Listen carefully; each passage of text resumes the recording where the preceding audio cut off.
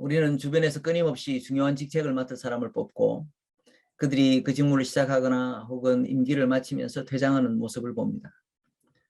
불과 2주 전에만 해도 우리나라의 대통령이 교체되는 것을 보았습니다.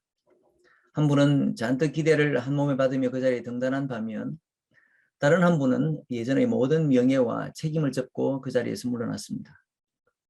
이런 자리 바뀜은 비단 대통령만 아니라 세상의 거의 모든 분야에서 일어납니다. 요즘 들어 홍보가 한창인 도시 시의원이나 시장 선거는 말할 것도 없고 제가 섬기는 선교회의 남아시아 지역에서만 하더라도 네팔의 디렉터 임기를 10여 개월 앞두고 다음 책임자 선정을 위해서 벌써부터 고심 중입니다. 그리고 모든 직책에서 적임자를 찾으려고 하면 그 일을 맡을 사람의 됨됨이는 어떠해야 하는가에 대한 기준이 있기에 마련입니다. 사도 바울도 디모데와 디도에게 보낸 목회 서신에서 교회의 집사나 장로에게 적합한 인물의 기준을 제시합니다. 이렇게 어떤 일에 적임자를 찾고 특히 올바른 지도자를 찾는 데 신중해야 할 이유는 굳이 물을 필요가 없을 것입니다. 한 나라나 단체는 물론이고 가정이나 교회도 지도자가 어떤 사람이냐에 따라 그가 대표하는 공동체 전체가 바로 서기도 하고 넘어질 수도 있기 때문입니다. 오늘은 우리 교회 주일학교의 성경 묵상 일정과도 맞추어서 사무엘상에 있는 사울 왕의 등극을 둘러싸고 우리가 얻어야 할 교훈은 무엇인지 살펴보십시다. 한 민족의 지도자에게서 기대하는 것이나 우리가 각자의 가정이나 교회 또 직장에서 바람직한 리더십을 수행하는 데 필요한 자질은 사실 그 본성이 다르지 않기 때문입니다. 이스라엘에서 사울 왕의 등극은 누가 보더라도 특별한 의의를 가지고 있습니다. 사울은 이스라엘 역사에서 초대 왕이었습니다. 물론 이 왕이라는 말을 어떻게 이해하느냐에 따라 초대 왕이라는 표현은 틀린 것이 될 수도 있지만 적어도 백성들 중에서 누가 왕의 권위를 행사한 것 치고는 사울이 그 첫 번째였습니다. 그것도 온 이스라엘 민족의 오랜 영혼을 따라 고대되고 또 기대되었던 왕이었죠. 일반적으로 첫 왕이었던 데다 사람들의 기대를 모았던 왕이라면 세상의 역사에서는 그 왕조의 출현과 왕위 등극 과정을 역사에 길이 남을 순간으로 찬란하게 혹은 신비하게 미화하곤 합니다. 지지난주에 영국 선교사 앨리스가 우리 교회를 찾았을 때 역사에 관심이 많다길래 아내는 자신의 고향 경주에 들러 신라의 시작에 관한 이야기를 들려주었다고 합니다. 일련의 삼국 유사에 의하면 신라의 첫 왕 박혁거세는 하늘에서 내려온 백마가 난 알에서 태어났다고 하고 고구려의 주몽 역시 그 어머니가 알로 낳았더라고 합니다. 그러니 아무래도 태생부터가 남다른 전설적 인물이라야 백성들 위에 위엄을 가지고 왕위를 굳게 세울 줄로 믿었던 것 같습니다. 그런데 이스라엘의 초대 왕 사울의 출현은 이런 왕조들과는 달랐습니다. 오히려 그의 선출과 적위를 둘러싼 성경의 기록은 그의 위대함을 묘사하는 설명보다는 그 일에 얽힌 다양한 긴장과 경각심을 내포하고 있습니다. 그의 주변에 서로 왕이 되겠다고 하던 경쟁자가 있었던 것도 아닌데 왜 그랬을까요? 사울이 어떤 의미에서 첫 왕이었던지 혹은 아닌지가 나뉠 수 있다고 했던 것이 이 긴장의 출발점이었습니다. 진정한 의미에서는 이스라엘에 이미 왕이 있었기 때문이죠.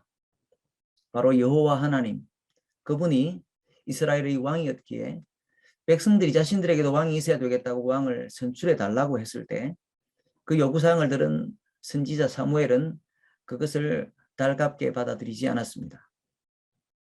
그것은 부분적으로 왕이신 하나님의 메시지를 전달하던 자신을 인정하지 않는 말로 여겨서 언짢은 것이기도 했습니다.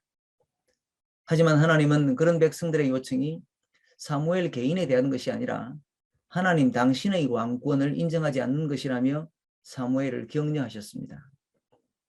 마치 그 영어 표현 중에 기분 나빠하지 마라 라고 하는 표현이 영어로 don't take it personally, 너 개인의 것으로 받아들이지 말라 라고 하는 경우와 아주 딱 들어맞는 경우가 아닌가 합니다.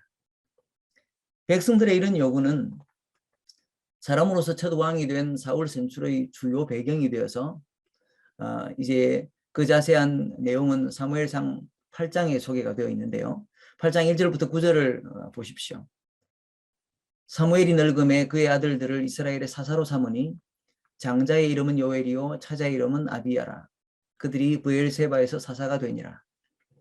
그의 아들들이 자기 아버지의 행위를 따르지 아니하고 이익을 따라 뇌물을 받고 판결을 굽게 하니라. 이스라엘 모든 장로가 모여 라마에 있는 사무엘에게 나가서 그에게 이르되 보소서, 당신은 늙고 당신의 아들들은 당신의 행위를 따르지 아니하니 모든 나라와 같이 우리에게 왕을 세워 우리를 다스리게 하소서 한지라. 우리에게 왕을 주어 우리를 다스리게 하라 했을 때 사무엘이 그것을 기뻐하지 아니하여 여호와께 기도하매 여호와께서 사무엘에게 이르시되 백성이 네게 한 말을 다 들으라. 이는 그들이 너를 버림이 아니요 나를 버려 자기들의 왕이 되지 못하게 함이니 내가 그들을 애굽에서 인도하여 낸 날부터 오늘까지 그들이 모든 행사로 나를 버리고 다른 신들을 섬김같이 내게도 그리하는도다. 그러므로 그들의 말을 듣되 너는 그들에게 엄히 경고하고 그들을 다스릴 왕의 제도를 가르치라. 이런 요청이 이루어진 배경을 살펴보면 백성들의 입장에서 보기에 자신들에게도 왕을 세워달라는 요구는 어쩌면 지극히 당연해 보입니다. 당시는 사사시대의 말년이었습니다. 그 시대의 특성에 관해서는 지난번 나오미와 룻 이야기에서도 헐끗 보고 지나간 적이 있는데요. 사사들은 전국적으로 체계적인 통치를 한 것이 아니어서 이스라엘 민족이 사방을 둘러싼 적들로부터 공격을 받을 때 주로 불쑥불쑥 나타난 군사적 영웅이라고 했습니다. 그런데 그렇게 대를 이어 꾸준한 통치가 이루어지지 않은 때문에 이 민족의 삶은 각자 자기 소견에 옳은 대로 행하였더라고 사사기는 거듭 보고하죠.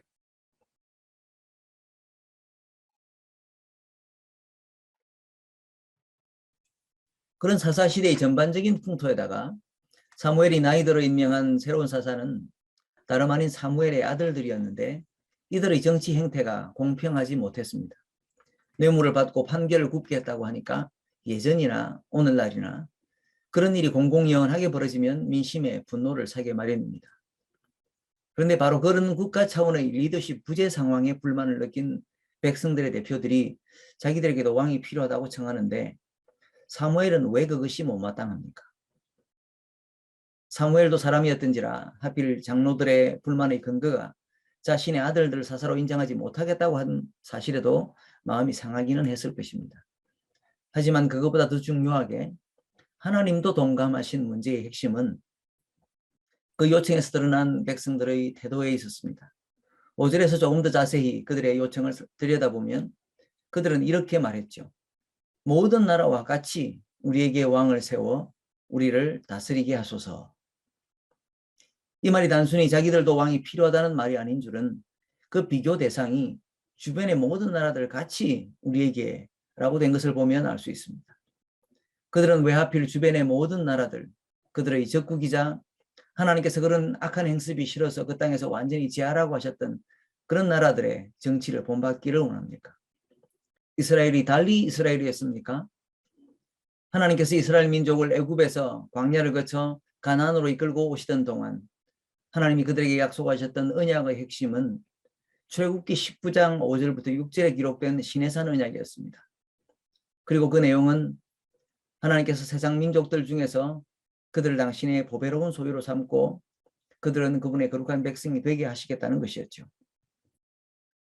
하나님과 이스라엘이 이런 특별한 관계를 유지하기 위해서는 세상 나라들이 자기들의 신을 섬기던 방식 그리고 왕을 통치자로 삼아서 정치와 문화를 이루어가던 모습과는 완전히 다른 리더십과 통치를 전제로 했습니다.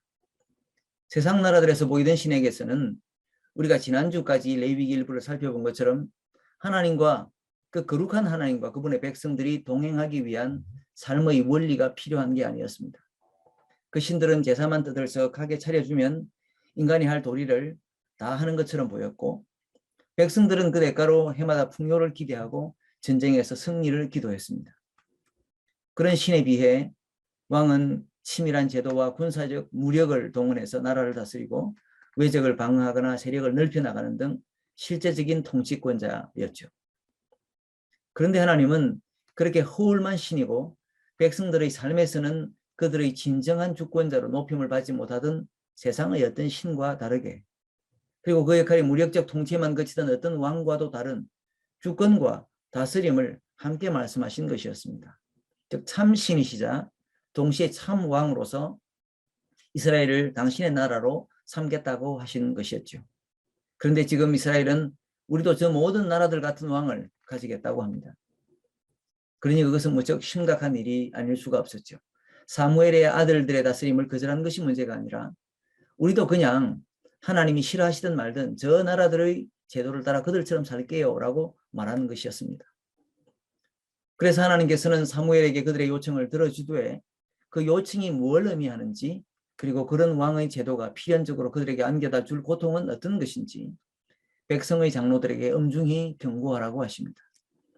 사무엘은 하나님의 지시를 따릅니다.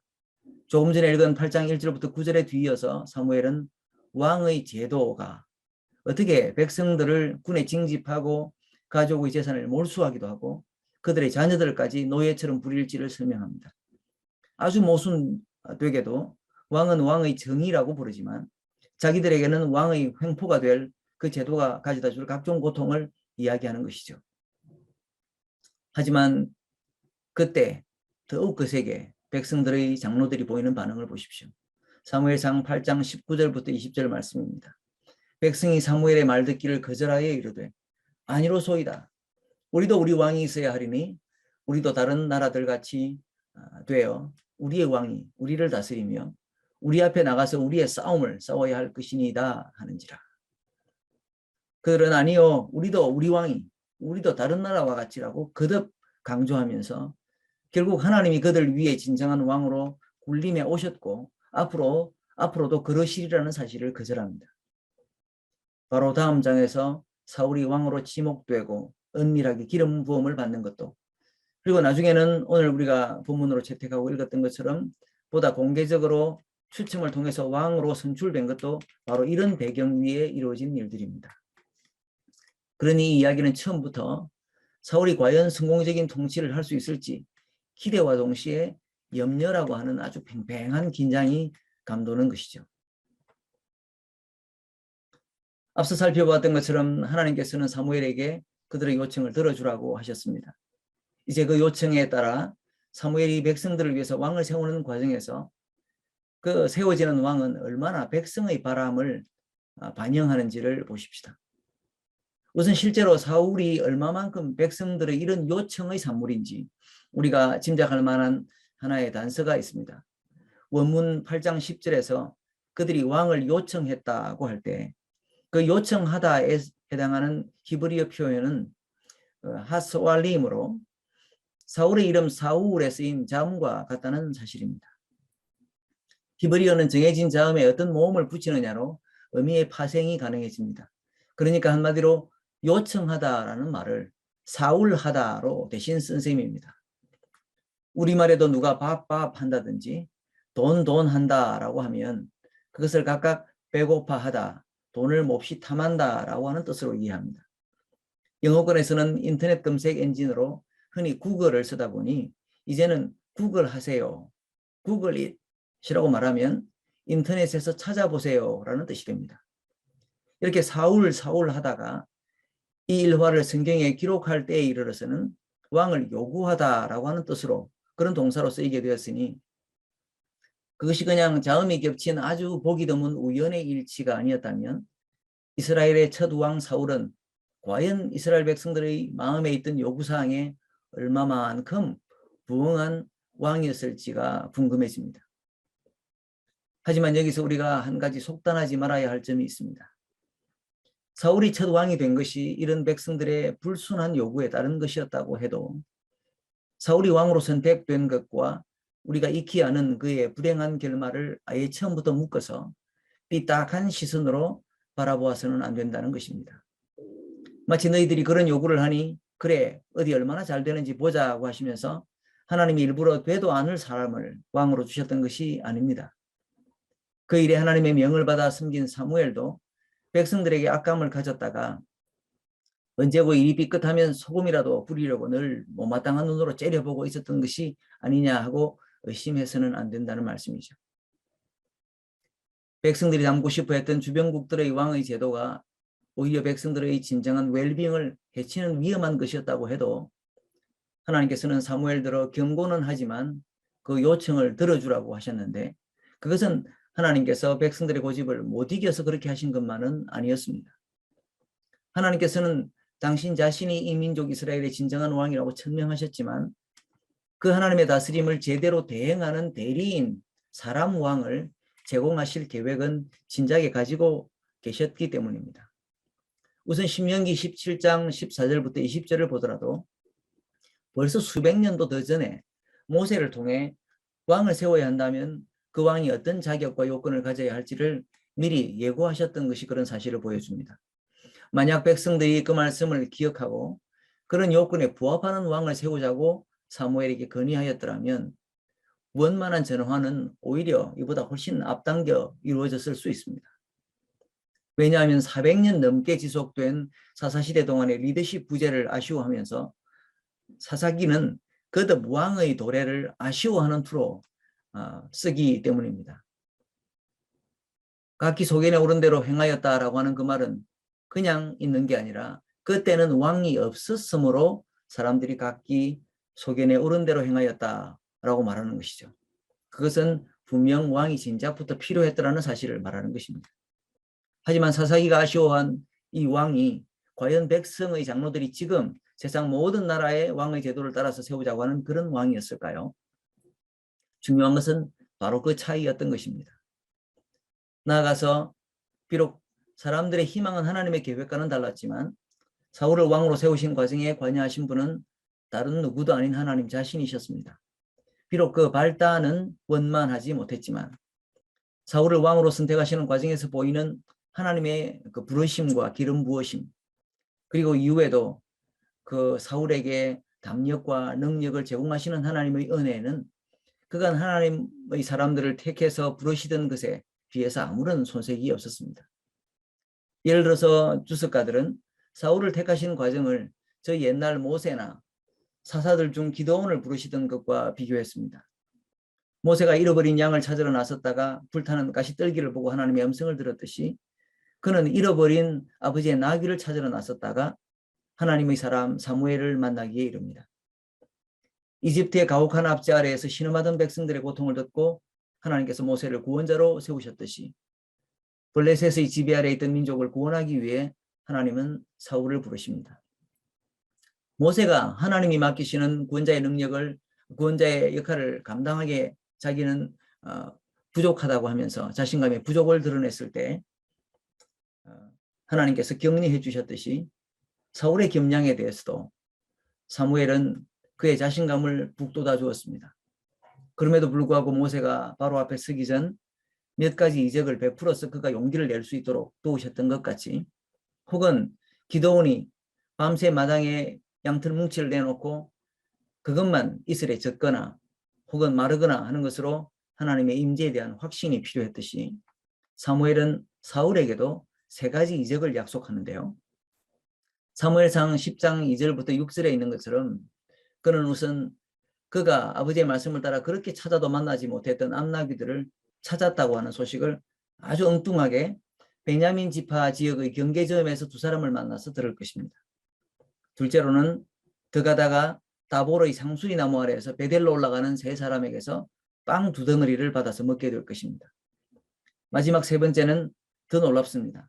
블레셋 사람들의 수비대가 있었다는 기밧 엘로힘, 우리말 번역에는 하나님의 산으로 되어 있는데요.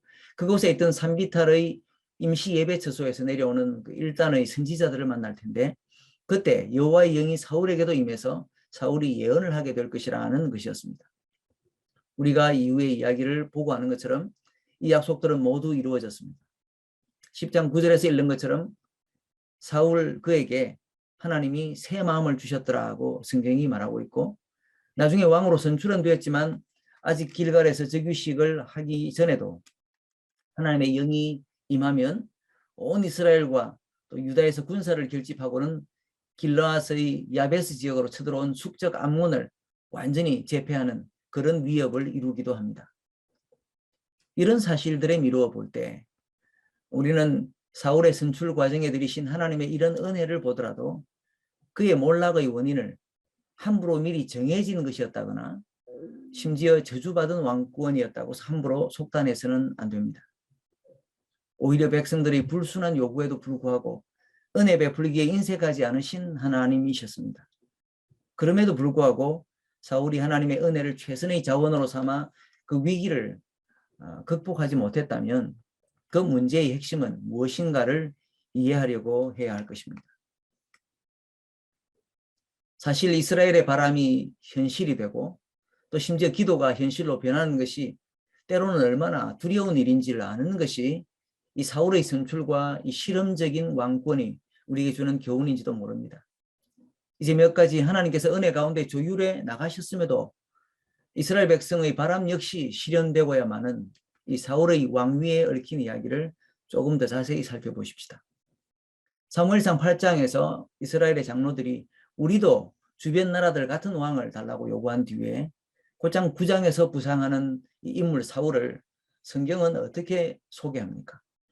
9장 1절부터 2절 사이에 그의 출신과 인물됨을 이렇게 소개합니다. 베냐민 지파의 기스라 이름하는 유력한 사람이 있으니 그는 아비엘의 아들이요 스롤의 손자요 베고라스의 정손이요 아비야의 현손이며 베냐민 사람이더라. 기스에게 아들이 있으니 그의 이름은 사울이요 준수한 소년이라. 이스라엘 자손 중에서 그보다 더 준수한 자가 없고 키는 모든 백성들의 어깨 위만큼이나 더 컸더라. 이 말씀에 의하면 그는 베냐민 지파 중에서도 아주 영향력 있는 집안 출신이었습니다. 사울을 포함하여 모두 5대까지 거슬러 올라가는 이 계보는 예사롭지가 않습니다. 지간히 명문 집안이 아니고서는 정조부 아니라 고조부 이름 기억하기도 힘들 것을 현조부까지 거슬러 올라가 이름을 언급하는 것을 보십시오. 거기에다가 그는 준수한 젊은이였습니다. 우리말의 소년이라고 한 번역은 이후에 13장 2절을 보더라도 이미 전쟁에 나가서 싸울 만한 나이가 된 아들 요나단을 두었던 것을 보면 너무 문자적인 번역처럼 보입니다. 오히려 그의 젊은 기운을 빗댄 말로 이해해야 할 것입니다. 그렇게 건장한 데다 그의 준수한 용모, 특히 키는 보통 사람의 어깨 위 길이만큼 더 컸다고 하니까 한마디로 의리의리합니다. 1983년에 그 베트남의 아웅산 묘역 테러 사건으로 숨진 당시 우리나라 이범석 외무장관을 기억하실 분들이 계실지 모르겠습니다. 대체로 왜소하던 우리나라 정치인들의 신체에 비해서 190cm 가까운 훤칠한 키에 83kg 되던 몸집이 외교 석상에서 이미 압도적인 권위를 행사한다고 당시에 미디어에서 이야기하곤 했습니다. 의외로 사람의 신체가 점수를 따는 일이 현대까지도 이렇게 계속되고 있는데 당시에 사울은 어떻게 했겠습니까? 이런 인물됨에 인성까지 겸손하면 또 조금 좋습니까? 그런데 사울이 그런 사람이었습니다. 9장 20절부터 21절을 보면 사무엘이 여호와 하나님의 지시를 받아 사울에게 은밀히 기름을 붓기 위해서 처음 만났을 때 사무엘이 사울을 격려하는 말에 사울은 어떤 반응을 보이는지 보십시오. 사무엘이 온 이스라엘이 사모하는 자가 누구냐? 너와 내 아버지의 온 집이 아니냐 하는지라. 사울이 대답하여 이르되 나는 이스라엘 지파의 가장 작은 베냐민 사람이 아니니까. 또 나의 가족은 베냐민 지파 모든 가족 중에 가장 미약하지 아니하니까. 당신이 어찌하여 내게 이같이 말씀하시나이까 하니. 그 사사기 20장에 나오는 것처럼 베냐민 지파 소속의 그 기브아 비류들, 오늘날로 치면 뭐 양아치 정도 될까요? 그들의 만행으로 이스라엘 연합군에 의해서 베냐민 지파 남자들이 거의 몰살합니다. 600명 정도 도망간 사람들을 빼고는 다 죽은 역사가 있죠. 그 일로 베냐민 지파는 겨우 명맥을 유지한 것은 사실이었습니다. 하지만 9장 1절에서 아까 본 것처럼 사울의 아버지 기스 집안은 재력으로나 군사력으로나 상당한 집안이었기 때문에 사울의 말이 모두 사실은 아니고 그의 겸양이었음을 알 수 있습니다. 심지어 나중에 10장 17절 이후에 보이는 것처럼 왕을 공개적으로 선출하는 제비 뽑기 장면에서 누구도 부인하지 못할 방식으로 그가 모든 이스라엘 족속 중에서 베냐민 지파, 마드리 집안, 기스의 아들로 차근차근 뽑혀서 이름이 불렸을 때 그는 어떤 모습을 보입니까? 그는 진보다리들 속에 숨어서 나타나지 않았습니다. 그가 자신감이 없었던 혹은 겸손하였던 적어도 스스로를 가슴을 치며 바로 나야, 내가 할 수 있어 하고 외치는 그런 부류의 사람은 아니었다는 말이죠. 더구나 나중에 암몬과의 전투에서 크게 이기고 돌아와서 드디어 사람들이 그를 왕으로 떠받들던 때는 어떻습니까? 사울이 왕으로 선출되던 당시에만 해도 저 사람이 어디 쓸만한 왕이 되겠어 하고 비꼬는 사람들이 있었습니다. 그런데 그렇게 암몬을 쳐 부수자 길갈에서 드디어 그를 왕으로 추대하면서 사람들은 이전에 빈정거리던 사람들을 찾아서 다 죽일까요? 하고 물었습니다. 그때 사울의 대답을 보십시오. 사무엘상 11장 12절 13절에서 백성이 사무엘에게 이르되 사울이 어찌 우리를 다스리겠느냐 한 자가 누구니까? 그들을 끌어내소서 우리가 죽이겠나이다. 사울이 이르되 이날에는 사람을 죽이지 못하리니 여호와께서 오늘 이스라엘 중에 구원을 베푸셨음이니라. 이 말은 사울이 그날은 참았다가 다음날 화풀이를 했다는 말이 아닙니다. 그들에게 정치적 보복 같은 것을 하지 않았다는 말이죠. 그러니 이렇게 참한 왕이 또 어디에 있습니까? 한마디로 집안 좋지, 인물 좋지, 여호와의 영이 임하면 나라를 외적의 손에서 구하는 영감과 지도력의 사람이었습니다. 게다가 이 마지막 예에서는 백성들을 돌보는 마음도 배어 있지 않습니까? 다시 한번 말하지만 하나님께서 이스라엘 백성을 대표한 장로들의 불손하고 또 불순한 요청에 저주함이 아무나 왕으로 주신 것이 아니었습니다. 하나님은 처음에는 은밀하게 사무엘을 통해 기름을 부어서 그를 민족의 지도자로 삼으셨고 또 하나님의 영을 부어주셨습니다. 그리고는 아무도 부인할 수 없는 방식으로 그가 하나님의 선택을 받은 왕임을 제비 뽑기 방식으로 보여주셨습니다. 이것만 보더라도 사울과 그 백성을 향한 하나님의 은혜는 치밀했습니다. 또한 이런 세심한 과정을 거쳤으니 드디어 그를 무대에 올리며 사무엘이 너희를 위해서 하나님이 왕으로 택하신 사람을 보라 하고 외쳤을 때 그들은 환호성을 질렀습니다. 사무엘이 모든 백성에게 이르되 너희는 여호와께서 택하신 자를 보느냐 모든 백성 중에 짝할 리가 없느니라 하니 모든 백성이 왕의 만세를 외쳐 부르니라. 물론 어떤 이유에서인지 빈정거린 사람들이 있었지만 이렇게 백성들 대다수가 만족한 왕의 선출은 한마디로 그들의 바람대로였습니다. 하지만 여기에 조금만치라도 그들의 바람과 기도가 응답된 것을 두려워해야 할 이유가 있었을까요? 멋진 용모와 겸손, 필요할 때는 떨쳐 일어나 백성을 외적의 손에서 구원하는 카리스마 넘치는 이 왕의 존재 앞에 이제는 우리도 제대로 된 왕이 있다. 우리의 싸움을 싸워주는 왕이 생겼다고 안심하기보다 오히려 두려워해야 할 사실이 있었을까요? 사울을 왕으로 임명하면서 사무엘과 사울 간에 이루어지는 대화는 그렇게 희망적이지만은 않은 것이 이 속에는 하나의 복선이 깔려 있기 때문입니다. 당연히 사울의 연대기를 지금 이 사무엘상에서 적고 있는 저자는 사울 역사의 전말을 알고 있는 입장이기 때문에 그렇게 할 수 있었을 것입니다. 바로 10장 8절의 말씀인데 이미 사울에게 기름을 부어 여호와의 택하심을 알렸고 각종 이적을 예고한 뒤였습니다. 문맥을 알기 위해서 10장 6절부터 우리가 인용을 해보자면 이렇습니다. 사무엘이 사울에게 먼저 말합니다. 네게는 여호와의 영이 크게 임하리니 너도 그들과 함께 예언을 하고 변하여 새 사람이 되리라. 이 징조가 네게 임하거든 너는 기회를 따라 행하라. 하나님이 너와 함께 하시느니라. 너는 나보다 앞서 길갈로 내려가라. 내가 네게로 내려가서 번제와 화목제를 드리니 내가 네게 가서 네가 행할 것을 가르칠 때까지 7일 동안 기다리라.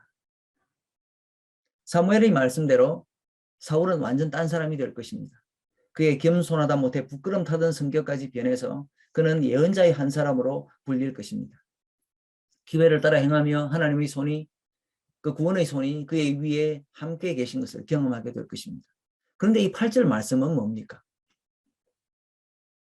그렇지만 네가 나의 앞서 즉 여호와 하나님보다 앞서서 행하지는 말아라. 그런 말씀이 아니겠습니까? 특이하게도 이 당시에 사무엘이 사울에게 예고한 것이 전부 이루어진 것이 이 직후의 이야기에서 나오는데 길갈에서 번제와 화목제를 사무엘이 집전하는 것에 대한 언급은 없습니다. 그러다가 사무엘상 13장에 가서야 사울이 왕이 된 그 후 2년 지난 후에 블레셋과의 전투를 벌이는 장면에서 이것에 관한 언급이 나옵니다. 13장 8절부터 9절을 보십시오. 사울은 사무엘이 정한 기한대로 이레 동안을 기다렸으나 사무엘이 길갈로 오지 아니하매 백성이 사울에게서 흩어지는지라 사울이 이르되 번제와 화목 제물을 이리로 가져오라 하여 번제를 드렸더니 사울은 전투에 임하기 전 사무엘의 말대로 7일 동안 길갈에서 기다렸습니다. 하지만 사무엘은 아직 나타나지 않았고 백성들은 사울을 떠나기 시작했습니다. 그래서 사울이 직접 제사를 집행한 것이죠. 이것은 곧장 나타난 사무엘의 질책을 들으면서 그의 왕위가 길지 못할 것을 경고받는 직접적인 계기가 됩니다. 전장이라고 하는 위급 상황에 있었던 사울의 입장에서 우리가 보자면 너무나도 공감이 되는 형편이었음에도 불구하고 사무엘은 사울에게 그것은 망령된 짓이었다고 합니다. 혹은 번역하기 따라 사울의 행동은 바보 같은 짓이었습니다. 그 잘못의 핵심은 무엇일까요? 사무엘에 의하면 그는 하나님의 명령을 저버렸던 것입니다. 특히 이것은 하나님께서 자기를 하나님의 대리인으로 즉 왕으로 삼으셨을 때 그가 여전히 하나님의 왕권과 리더십 질서 아래에 있다는 사실을 무시한 것이었죠. 왕이 한 나라의 최고 통수권자로 인정되던 그 왕정으로 접어들면서 하나님께서 가장 주의를 기울이신 점이 바로 이것이었습니다. 이것은 단순히 왕은 왕의 일을, 제사장이나 선지자는 그의 일을 하는 리더십 분리의 문제가 아니었습니다. 하나님께서 진정한 왕이심을 인정하는 왕의 행동은 하나님을 예배하는 예배 순서를 다 갖췄다고 얻어지는 것이 아니었던 것이죠. 실제로 말씀하시는 하나님 앞에서 그분의 출정사를 듣는 귀와 또 하나님의 음성을 진실하게 듣고 전하는 선지자, 당대로서는 사무엘을 거치는 것이 필요했던 것입니다. 그런데 사울은 지금 그것을 하나의 형식으로 착각하고 있었습니다. 주변에 있던 이방 나라들도 그들의 신이 있었고 전쟁에 나가기 전에는 당연히 돼지머리라도 바치는 제사를 거행했을 것입니다. 하나님의 진정한 왕권을 인정하는 것은 단순히 이렇게 제사를 빼놓지 않고 드린 후에 전쟁에 나가거나 왕의 언약궤를 메고 나가는 그런 형식에 있지 않았다는 것을 그는 깨닫지 못하고 있었거나 무시했습니다. 그리고 바로 그 점이 망령된 행동이었던 것이죠. 그때 사무엘은 사울의 왕권이 그의 아들 요나단을 통해 대를 이을 수도 있었던 것이 취소되었다는 치명적인 예고를 합니다. 그리고 더 결정적으로 이후 사무엘상 15장에 나오는 아말렉과의 전투에서 사울은 그의 변하지 않는 본성을 드러내고 맙니다. 아말렉이 이스라엘에게 출애굽 당시부터 집요하게 괴롭힌 전력 때문에라도 그들을 모두 진멸하라는 하나님의 명령을 거스르고 아말렉 왕 아각을 살려두었을 뿐만 아니라 좋은 양과 소를 전리품으로 보존하였던 것입니다.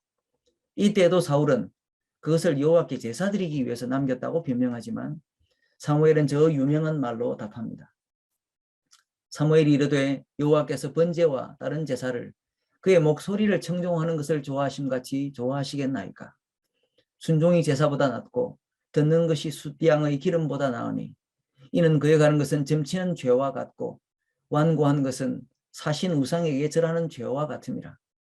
왕이 여호와의 말씀을 버렸으므로 여호와께서도 왕을 버려 왕이 되지 못하게 하셨나이다 하니. 그가 변명이 아닌 진심 어린 의도로 그렇게 했다 하더라도 하나님 앞에서 이 나라의 왕으로 섬기는 것이 하나님께 착실히 제사 드리는 것 정도였던 줄로 착각하고 있었던 사울이 보이십니까? 왕으로서 하나님의 말씀에 순종하고 그분의 권위를 인정하는 것이 필요했던 것이지 그 핵심이 빠진 제사 행위는 세상의 왕들이 거짓 신들에게 제물을 차리고 전쟁의 승리를 기원하던 것과 하나도 다르지 않았습니다. 결국 훌륭한 자질을 가진 왕을 선택하였음에도 불구하고 이스라엘 첫 왕의 선출은 이렇게 실추되고 있었습니다. 그의 폐위 소식을 듣고 사무엘은 계속 슬퍼했습니다. 하지만 주변 나라의 왕들과 같은 왕을 바랐던 백성들의 요구만큼이나 딱 그 세상 나라의 왕들 수준으로 하나님 역시 그 나라의 신 정도로 여겼던 사울의 실패는 결국 되돌릴 수가 없었습니다. 이스라엘이 왕을 요청했을 때 그 바람대로 왕이 세워지는 것을 두려워했던 이유가 보이십니까? 아무리 훌륭한 자질을 가진 사람이라도 그 마음 중심에 하나님의 왕권을 인정하는 왕이라야 그 나라가 바로 설 것이었습니다. 우리가 우리 자신이나 자식, 교회를 위해서 하는 기도도 그렇습니다. 우리는 번듯한 외형을 기도 제목으로 삼을 수 있습니다. 그것이 하나님의 영광을 드러내는 것 같고 우리의 위상도 빛내줄 것 같습니다. 그러면 누이도 좋고 매부도 좋을 것 같고 그래서 거리낌 없이 열렬히 기도하죠. 하지만 그 기도의 핵심이 빠지면 그 기도가 고지고대로 이루어질 것을 오히려 두려워해야 합니다. 사울 스스로에게는 내가 하나님께 더 풍성하게 멋지게 제사 지낼 수 있는 재물을 확보하였는데 무엇이 문제입니까? 라고 했을 수 있겠죠. 이스라엘 백성에게는 우리에게 카리스마 넘치고 우리를 외적으로부터 자유롭게 할 지도자인데 그게 우선이 아닙니까? 하고 말했을 수도 있겠죠. 소위 그런 것이 우선순위가 되고 또 정의가 되어서 하나님께 기도할 때 그럼에도 그 일을 통해서 하나님의 주권이 하나님의 왕권이 더 뚜렷하게 되기를 원합니다 라고 하는 기도와 바람이 우리의 기도 속에 없다면 그것이 오히려 실패의 지름길이 될 수도 있다는 것입니다. 모쪼록 우리 교회와 가정의 기도는 그런 것이 되었으면 합니다. 주님께서 달리 기도를 가르쳐 주신 것이 아닙니다. 아버지의 나라가 임하시오며 뜻이 하늘에 이루어진 것 같이 땅에서도 이루어지이다. 그것이 나라이면 하나님의 나라가 정치를 통해서 이루어지게 심지어 보수냐 진보냐가 아니라 그리고 그것이 가정이나 교회면 하나님께서 가장이 되시고 그리스도께서 교회의 머리 되심이 가장 분명하게 되는 쪽으로 일이 이루어지는 것을 가장 우선으로 삼는 기도를 드리기를 진심으로 축원합니다. 그리하여 우리가 거룩한 하나님의 백성으로 제사장 나라와 가족으로 세워지게 해달라고 기도합니다.